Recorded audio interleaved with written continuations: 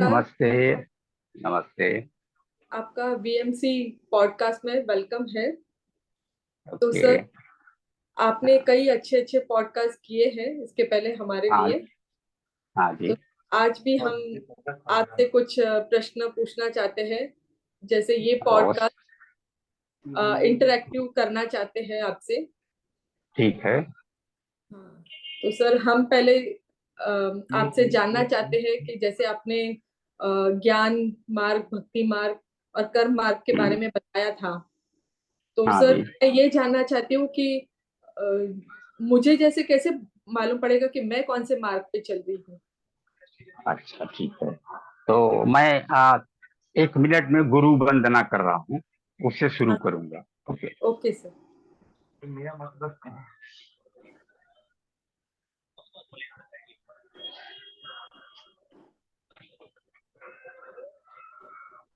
श्री गुरु चरण सरोज रज, निज मन मुकुर सुधार, वरणौ रघुवर हिमाल पद, जो दायक फल चार। इसमें गोस्वामी तुलसीदास जी रामायण में कहते हैं कि हम गुरु का जो कमलवत चरण है, कमल के समान कोमल जो चरण है, उसकी रज, उसकी धूल जो है, गुरु के चरण की धूल से निज मन मुकुर सुधार, मन रूपी दर्पण जो है उसको हम साफ कर रहे हैं। गुरु के चरणों की धूल से हम मन रूपी दर्पण को पहले उसे साफ कर रहे हैं। उसके बाद मतलब कि जब मेरा मन का दर्पण बिल्कुल साफ हो जाएगा, शुद्ध हो जाएगा, तब उससे हम आ, भगवान राम के, भगवान के यश का हम वर्णन करेंगे। जो वो यश कैसा, जो दायक फल चार। जीवन में 4 तरह के फल होते हैं, साधकों के लिए, बिना साधकों के लिए भी। धर्म, अर्थ, काम, मोक्ष। मोक्ष। तो इन 4 फलों को देने वाला जो भगवान का चरित्र है, गुणगान है, उसकी चर्चा अब हम करेंगे। अपने मन रूपी दर्पण को गुरु के चरणों की धूल से साफ करके, इस वंदना को करने का आ, मेरा हमेशा ये, कभी कभी मैं मौन में ही कर लेता हूँ, कभी बोल के करता हूँ। ये समझाने की बात रहती है कि सबसे महान हम्म। गुरु हैं। गुरु भगवान के बराबर हैं। बल्कि ये भी कहा जा सकता है कि दोनों में कौन बड़ा है। अगर ये कोई जीत करके प्रश्न करे ही, तो ये है कि अगर दोनों मेरे सामने खड़े होंगे तो मैं गुरु का चरण पहले पकड़ूंगा। तो ये रही, तो हम जो कुछ भी चर्चा करते हैं वो कुल मिला के भगवान का ही यश है। ये दुनिया कुछ नहीं बल्कि ईश्वर का ही एक प्रोजेक्शन है। This creation is a projection of God. This creation is a manifestation of God. This creation is a body of God. भगवान का तो कोई अपना फिक्स्ड बॉडी नहीं है ना, वो पूरे संसार उसकी बॉडी है।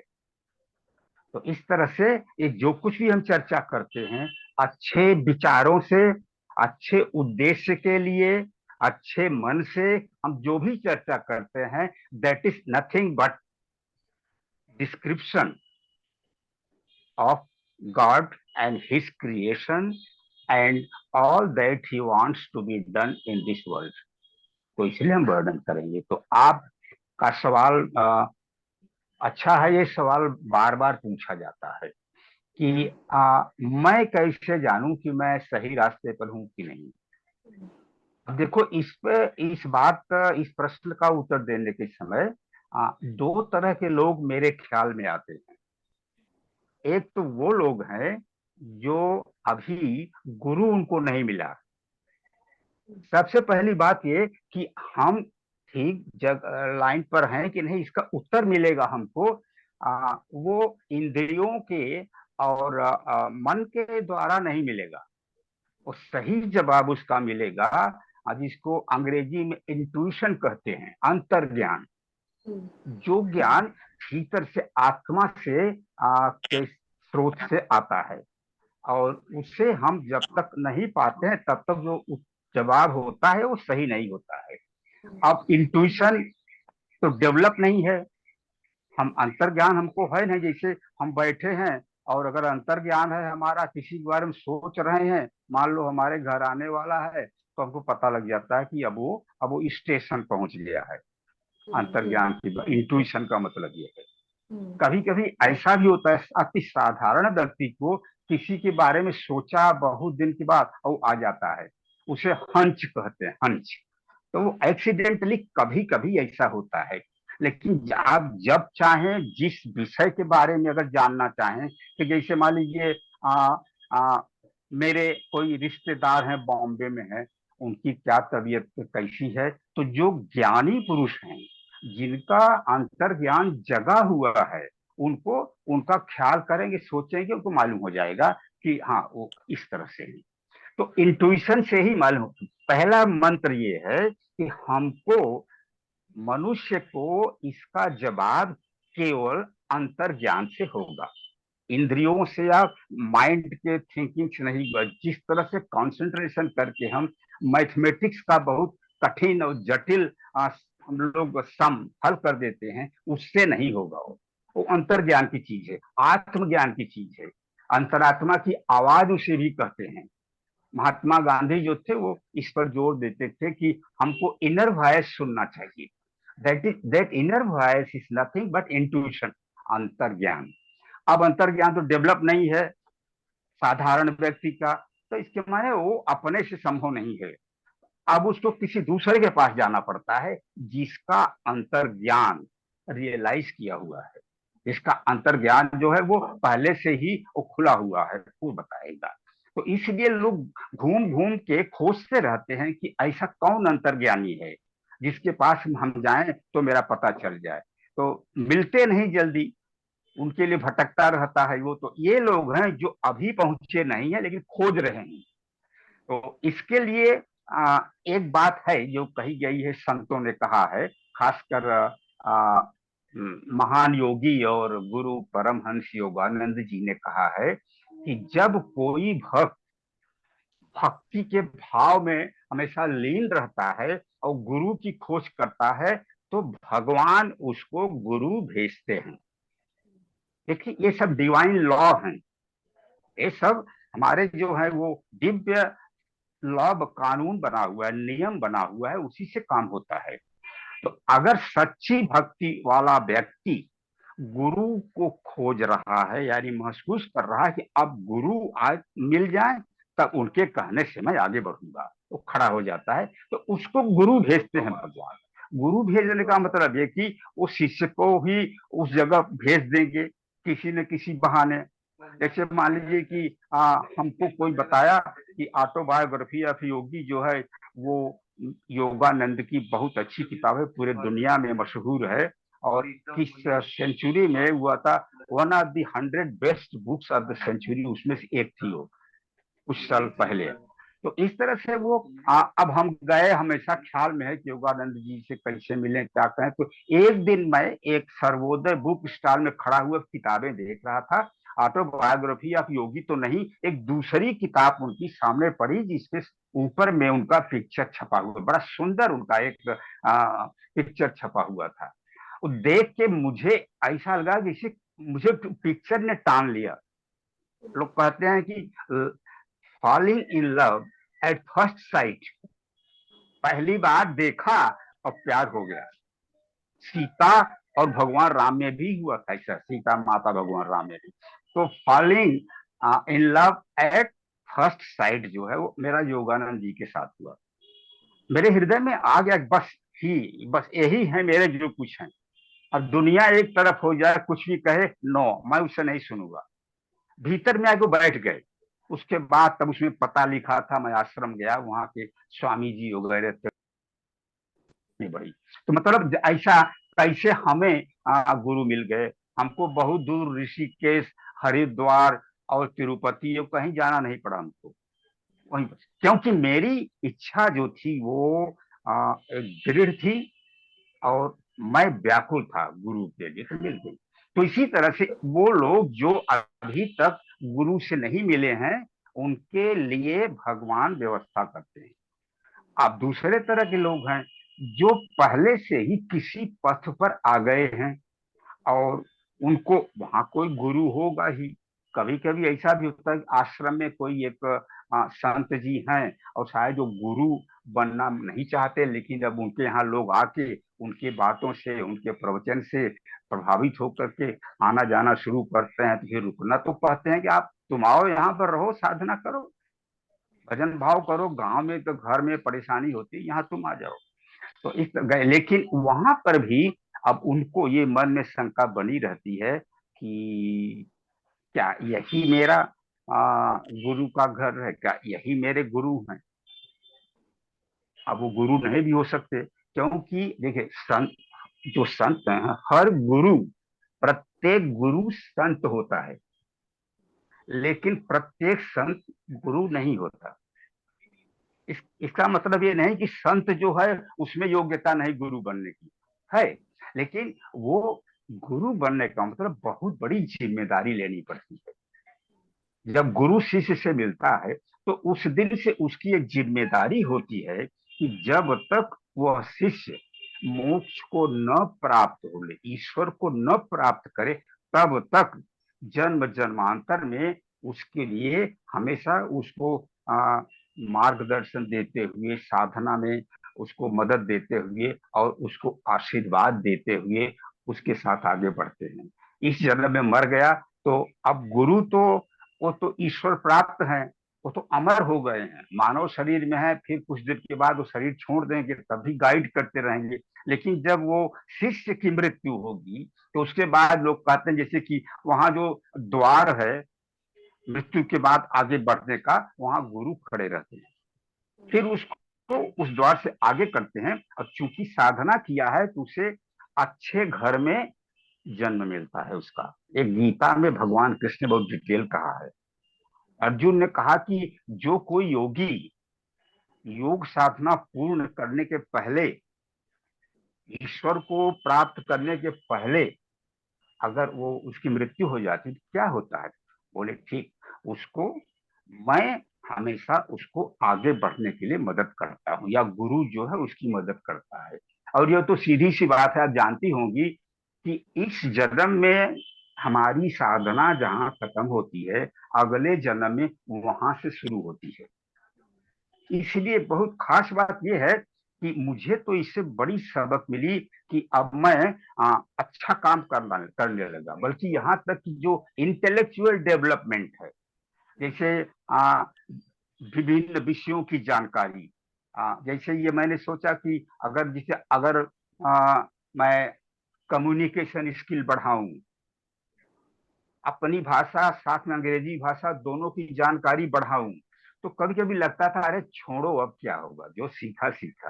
लेकिन मुझको ये उस बात से, उस टीचिंग से मुझे ये शिक्षा मिली कि जितना सीखे रहेंगे अगली बार जब जन्म लेंगे तो वहां से शुरू होगा। माने ये जो हम अभी रख रहे हैं, संचय कर रहे हैं, ये काम देगा अगले जन्म में। इस तरह से हम जब वो अपने आश्रम में पहुंचता है तो उसको तो संशय बना हुआ, अब आपके पॉइंट पर हम आ जाते हैं। वहां पहुंच करके शंका बनी रहती है, तो कभी तो उसको लगता है कि ना, यहाँ हमारा जगह नहीं, क्योंकि उसके हृदय में सब फील होता रहता है।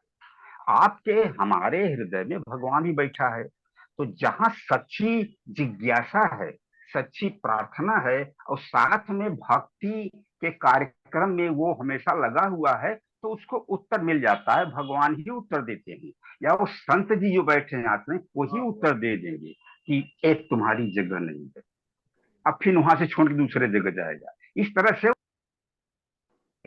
जब गुरु के पास पहुंच गए तो आपका गुरु ही बताएगा कि आप ठीक जगह हैं या नहीं। एक बात खूब सुनिए ध्यान से।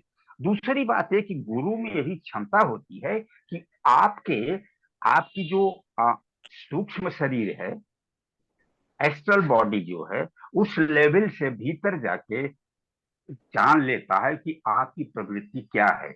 आप भक्ति मार्ग में आ, आगे बढ़ेंगे, सफल होंगे, या कर्म के क्षेत्र में या ज्ञान के क्षेत्र में। जो बहुत इमेजिनेटिव टाइप का पर्सन है, जो कल्पना में बहुत तेज है, उसको भक्ति योग में ले जाएंगे। क्योंकि वो हमेशा जो है वो कल्पना करता रहेगा कि मैं ऐसा हूँ, अब मैं इतना बड़ा भक्त हूँ, ऐसा हूँ, तो उसी तरह से आगे बढ़ता जाएगा और रुकावट नहीं कोई फेस करेगा। और जो कर्म वाला है, जो कि हमेशा, मैंने एक दूसरे सत्संग में बोला था ये, कि उसको काम चाहिए, काम चाहिए, काम चाहिए। जैसे जी सर। अच्छे अच्छे अच्छे अच्छे लोग हैं कि राजनीति में सब लोग भ्रष्ट नहीं है। अच्छे नेताओं की संख्या अभी अच्छे तादाद में है, जो ईमानदार हैं, देश के लिए कुछ करना चाहते हैं, काबिल हैं। अब उनको ध्यान करने के लिए बैठा दीजिए, रोज उनको 4 घंटा ध्यान करने की, तो उनकी आत्मा जो है वहां व्याकुलता उससे कम नहीं होगी। इसके माने उनकी प्रवृत्ति ऐसी बनी है, वो कहीं अगले जन्म में राजा रहे होंगे किसी बहुत बड़े राज्य के, तो उनका काम उस लाइन का है, तो उनको प्रेरणा मिलती है। गुरु उनको बोलता है कि आप जो है कर्मयोग में जाइए, यानी आप काम कीजिए पब्लिक का, मानवता के उद्धार के लिए आप हमेशा काम कीजिए। लेकिन अब वहां गुरु का आदेश ये होगा कि कर्म योग का जो सिद्धांत है उसके हिसाब से काम करना होगा। कुछ लोग ये सोचते हैं कि कर्म ही पूजा है, हम अच्छा काम कर रहे हैं तो उसी से काम चल जाएगा। ऐसी बात नहीं है। हाँ, उसका भी बहुत महत्व है। वो नेक्स्ट पॉइंट में वही आता है कर्मयोग में, कि पहला जो उच्च उच्चतम जो सिद्धांत है वो ये है, आप काम कर रहे हैं लेकिन आपके मन में हमेशा ये स्मरण बना रहे कि मैं ये भगवान के लिए कर रहा हूँ। जब हम दूसरे के लिए काम करना शुरू करते हैं, दूसरे का भला सोचते हैं, तभी हमारा आध्यात्मिक जीवन शुरू होता है। क्योंकि हम दूसरे के लिए अगर काम कर रहे हैं, भगवान की बात नहीं भी दिमाग में है, तब भी वो आध्यात्मिक बात है। क्योंकि दूसरों के लिए काम करना माने ईश्वर के लिए काम करना।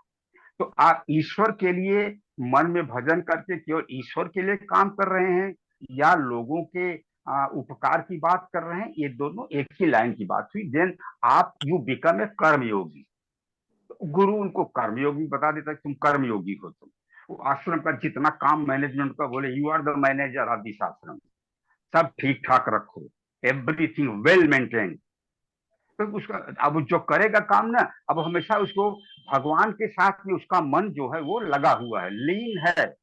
माने काम करते रहो और नाम जपते रहो।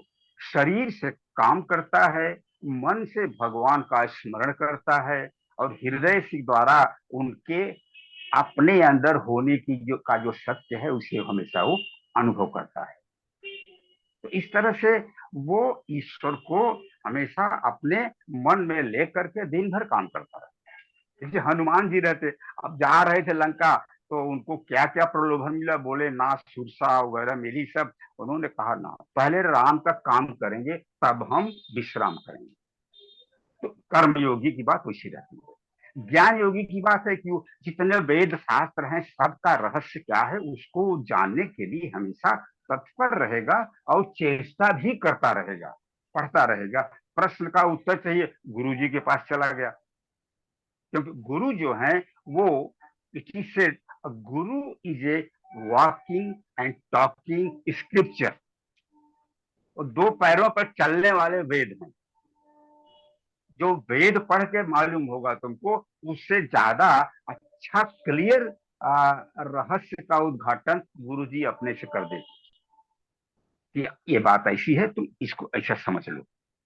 नहीं तो पढ़ते पढ़ते मर जाएगा। कितना पढ़ोगे, इतनी किताबें, ये सारा जीवन पढ़ने में ही चला जाएगा, तब साधना कब करोगे, पढ़ाई में चला गया काम। तो इस तरह से गुरु उसको समझते हैं, कहते हैं कि तुम तो गुरु का जो अपना गुरु वाणी है, बोलते हैं यही तुम्हारा वेद है, मैंने जो लिख दिया इस किताब में इसी को रखो और पढ़ाई मत करो। अब गुरु उसको अपना रहे हैं, चूंकि उसकी भी पूरी आस्था गुरु में है, तो वो बहुत ही रिलीफ महसूस करता है कि वेदों का सोच जो इतना बड़ा कोर्स है, उन्होंने उसको एकदम संक्षेप करके, इजी करके हमको दे दिया। अब उस फिर ध्यान में बैठा दिया। ध्यान में बोला, जब तुम अपने अंतःकरण में जाओगे, तुम्हारा अंतर ज्ञान जगेगा, तो तुम हर प्रश्न का उत्तर अपने अंदर पाओगे, तभी तुम मेरे सच्चे डिसाइपल होगी। गुरु जैसे परमहंस योगानंद जी कहते हैं कि मैं अंधविश्वास के लिए कभी नहीं कहता, मैं कहता हूं कि ये टेक्निक है, ये टीचिंग है, इसका तुम अप्लाई करो, एक्सपेरिमेंट करो अपने लाइफ में, और भीतर से जब तुम्हें ज्ञान आने लगे, तो अपने सवालों को वहां रखो, तुम उसका उत्तर पाओ, ताकि मौका न मिले शिष्य को कि गुरु जी ऐसा गाइडेंस दे रहे हैं, पता नहीं कैसा। ये भी तो डाउट हो सकता है ना, क्योंकि किसी किसी में बड़ी तीव्र इच्छा होती जानने की, मैं ठीक जगह हूं कि नहीं, मैं ठीक पथ पर हूं कि नहीं। ये हमेशा मतलब कि कुछ लोगों को डाउट ज्यादा रहता है, आगे कर्म से चला आ रहा है। जैसे बाइबल में कहा गया डाउटिंग थॉमस, तो थॉमस को हमेशा डाउट रहता था, जीसस उसका मजाक भी करते थे और उसको पढ़ाते बताते भी थे। तो इस तरह से अब बात यहाँ पर निचोड़, हम फिर से उसको समाप्त कर रहे हैं कि आप हम सही रास्ते पर हैं कि नहीं है, इसकी जानकारी हमें अंतर ज्ञान से होती है। क्योंकि साधना तो हमारी शुरू ही नहीं हुई है, अंतर ज्ञान कैसे हमको मिले, नहीं मिला है। तो चलो जिसका अंतर ज्ञान है उसके पास चलें, और उसके पास गए, गुरु मिल गया, तो गुरु से उनको सही आंसर मिलता है, हाँ सही रास्ते पर हो। और सही में भी कितने डिपार्टमेंट हैं, कर्मयोगी भी सही रास्ते पर है, ज्ञान योगी भी सही रास्ते पर है, भक्ति योगी भी सही रास्ते पर है। तो इन तीनों में, वो तीन भाग हैं, तो गुरु ये भी जानता है कि इन तीन में से आपको किस पर चलना है। बस उसका जो है उत्तर मिल गया, अब उसे केवल साधना करनी है, साधना। यहाँ दो एक मिनट और बात बता दें, साधना कैसे होती है। ईश्वर को प्राप्त करने के लिए, गॉड रियलाइजेशन के लिए तीन चीजों की जरूरत पड़ती है। एक है मानव शरीर, ह्यूमन बॉडी। दूसरा है सदगुरु का मार्गदर्शन। तीसरा है साधना अपनी। मेरा जो पार्ट है वो गुरु नहीं करेंगे। There is a saying in अंग्रेजी की everybody has to work for his own salvation. वहां न पक्षपात है, और वहां न तो उसके बदले हम काम कर देंगे ना। तो ये जो है ईश्वर प्रथम मानव की शरीर, जो इसमें भी तुलसी रामायण में लिखा है कि बड़े भाग्य मानुष तन पावा, सुर दुर्लभ सद ग्रंथ गावा। ये मानव शरीर जो है, जिसको स्पेशल बनाया गया है, मानव शरीर में रह के ही साधना करके मनुष्य ईश्वर को प्राप्त कर सकता है। देवता लोग स्वर्ग में जो है ना, उनका जब पुण्य खत्म हो जाता है, तब फिर वहां से आकर के मृत्यु लोक में वो हम लोगों जैसे साधना करना पड़ेगा, तभी ईश्वर को पाएंगे। स्वर्ग भोग के लिए है, खूब आनंद भोगते हैं देवता लोग। अप्सराएं डांस करती हैं, देवता लोग बैठ जाते हैं, मदिरा भी पीते रहते हैं, खूब अच्छा जो है कैबरेट चलता है वहां पर। भोग के लिए है, इतना पुण्य है कि इतना भोग करते करते पुण्य धीरे धीरे क्षीण होता है। जब पुण्य पूरा खत्म हो जाता है, तो चलो मृत्यु लोक आओ। तो स्वर्ग, इस पॉइंट को अच्छी तरह समझना चाहिए। स्वर्ग भोग के लिए है, और मृत्यु लोक जो है वो योग के लिए है। वहां भोग, यहाँ योग। अब एक तीसरी चीज इसमें आके प्रवेश कर जाती है जोर से, ब्रेक्स इनटू दैट, क्या है वो है रोग। तो योग, भोग, रोग, मृत्यु। इसमें मृत्यु लोक में, दिस मटेरियल वर्ल्ड में मनुष्य जन्म लेता है, उसका धर्म यही है कि साधना करे, सात्विक रास्ते पर चले, और आगे बढ़ता जाए। जब वो ये सब जो डिवाइन जो दिव्य नियम बनाए हुए हैं हमारे शास्त्रों में लिखे गए हैं, जब उनसे वो च्युत हो जाता है, उसका पालन नहीं करता, तब उसमें रोग आने लगते हैं।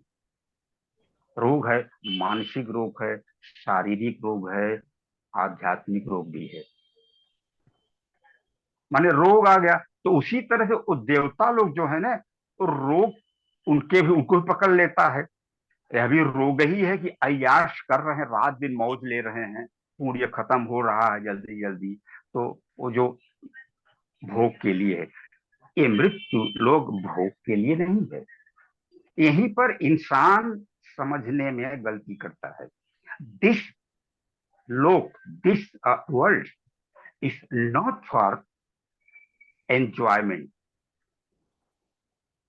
एंजॉयमेंट की बात आती है, you only have right to enjoyment only after through right through sadhana, doing sadhana on the right path. When you uh, achieve the experience of Sachidanand, then you have full right to enjoy that anand, Sachidanand.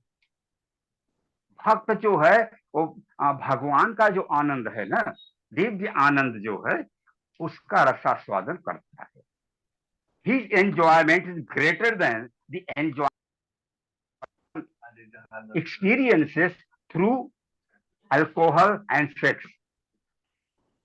उससे वो बड़ा enjoyment है।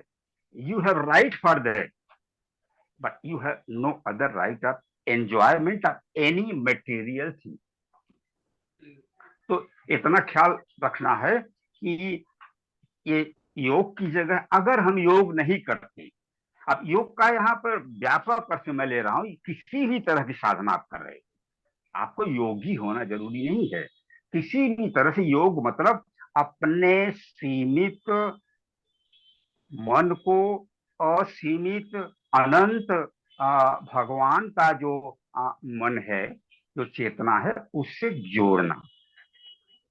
ये हर किसी साधना का मतलब होता है। योग योग करो, जैसे अब योग की का वर्णन हम लोग करते हैं विश्व शांति के लिए, तो यही कहते हैं ना, जो योग सच्चाई से अभ्यास किया जाता है, ईमानदारी से, श्रद्धा के साथ, तो हमारे अंतःकरण को आपके अंतःकरण से जोड़ देता है, तीसरे के पास जोड़ देता है। अगर दुनिया के सारे इंसान योग साधना करें तो इस प्लेनेट पे, इस दुनिया में जितने लोग हैं, सबके अंदर उस दिव्य चेतना का संचार होगा और सबकी बुद्धि मन निर्मल हो जाएगा, सब एकदम मिल के रहने वाले हैं। द पॉलिसी ऑफ पीसफुल को एग्जिस्टेंस, एक साथ प्रेम से जीने का जो नियम भगवान ने बना करके हमको मृत्यु लोक में भेजने लगेंगे। नहीं तो एक देश दूसरे से लड़ रहा है। लद्दाख के उधर बॉर्डर में देखो तो चाइना इतनी मिलिट्री वहां बॉर्डर पे जमाए रहता है कि इंडिया को भी जमा के रखना पड़ रहा है। मौका पाता है उसके सिपाही घुस जाते हैं बॉर्डर हमारे भीतर में। तो ऐसे जो राक्षस प्रकृति के अभी भिन्न भिन्न देशों के प्रधानमंत्री, वहां की गवर्नमेंट है, तो इसी से बाधाएं होती हैं। ऐसे आदमी भी हैं, व्यक्तिगत इंडिविजुअल लोग भी ऐसे हैं, तो इसी कारण से विश्व शांति नहीं होती। तो मतलब ये कि हम जिस योग करने के लिए हमको मृत्युलोक में भेजा है, क्योंकि मृत्युलोक में ही रह करके तुम योग कर सकते हो, इसलिए एक मौका दिया जाता है। अब जो योग करते करते अगर माने कि भ्रमित हो गए, गलत रास्ते पे चले गए, आपका प्रश्न बहुत महत्वपूर्ण है, इसलिए कि सचेत रहना चाहिए हम ठीक लाइन पर हैं कि नहीं, उसको चेक करते रहो। जब अंतिम आंसर आ जाएगा तब डाउट नहीं होगा, और उसका सबसे बड़ा रिजल्ट ये होगा कि ऑन द राइट पाथ। सबसे प्यार करोगे, दूसरे के लिए कष्ट करने को तैयार होगे। जैसे व्यास देव ने कहा कि परोपकारम पुण्य पापाय परपीडनम, दूसरे को कष्ट पहुंचाना ही पाप है। दूसरे का उपकार करना, दूसरे के बारे में हित के बारे में सोचना ही पुण्य है। यही दो चीजें हैं। धर्म वही है जो पुण्य कमाता है, जो पुण्य देता है साधक को। इसके तमाम लेक्चर दिए जाते हैं, तमाम सवाल होते हैं, उसके तमाम तरह तरह के आंसर लाए जाते हैं।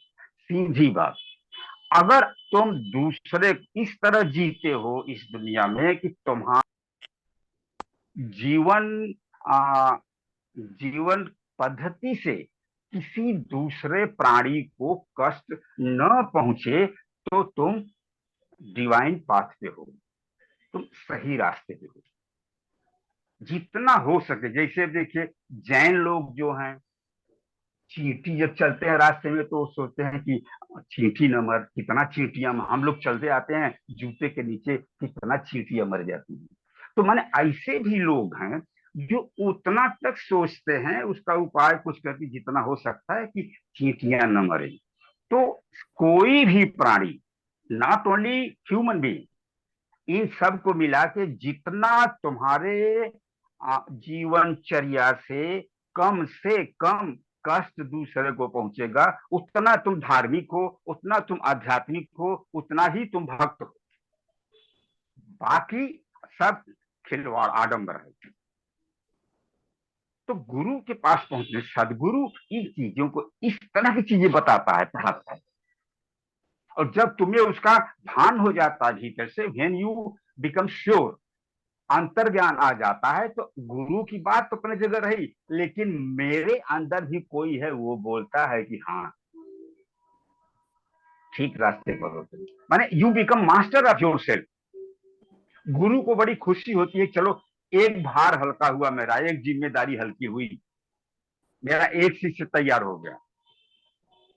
जब स्वामी विवेकानंद ने शिकागो में 1893 में जब उन्होंने शिकागो एड्रेस भाषण दिया, सारी दुनिया में एकदम मैं कि हल्ला हो गया।